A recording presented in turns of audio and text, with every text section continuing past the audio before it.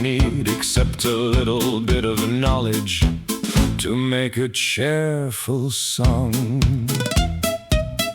For I have neither joy nor hope of love, nor from other subjects is a cheerful song fitting. But from the good that I have wanted,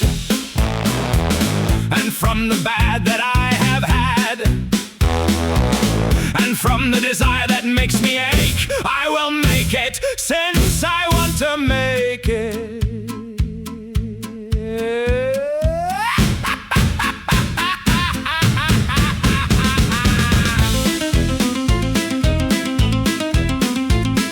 The more a man sees and experiences and feels joy or displeasure, the more he must take care not to go there where he cannot have joy.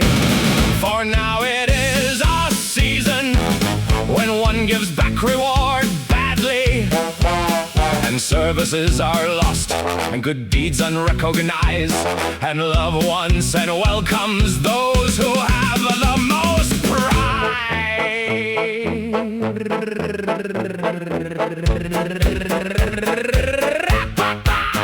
One rarely finds a true lady, or one who wants to hold herself dear, or a friend from whom it is fitting that he should conquer joy. But the false feigning tricksters hold the false joys, and the pure are feared by them. For I would have received joy from it if she had seen my pure, firm, noble heart, and their broken false leaf.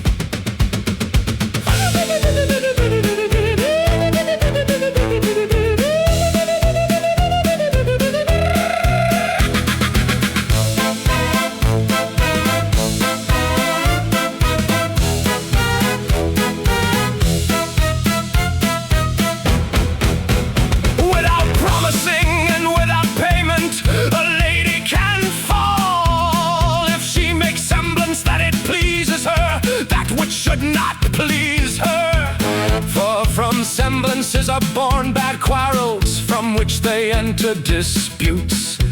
Those who have wished each other great good, and don't believe that I would deny what my eyes have seen, nor would I afterward be as I used to be. For anything one might say to me about it, no, for anything I can see in it, I don't have the power to take away my pure heart or my will. For I am a humble, loving friend, pure, firm, unfortunate, who will always have been harmed by what should have been worth something to me. For I don't turn aside or twist away. I have no joy, nor take nor gather any. And the more she frightens me and makes me lament and suffer, she laughs and sings and contents herself and gives herself joy and pleasure. She is bad to me, I am good to her. I am a lamb, she is a lion. She has long held me as vile, I have held her as dear. She has conquered me, I don't conquer her, nor do I turn away from it, even though she rejects me.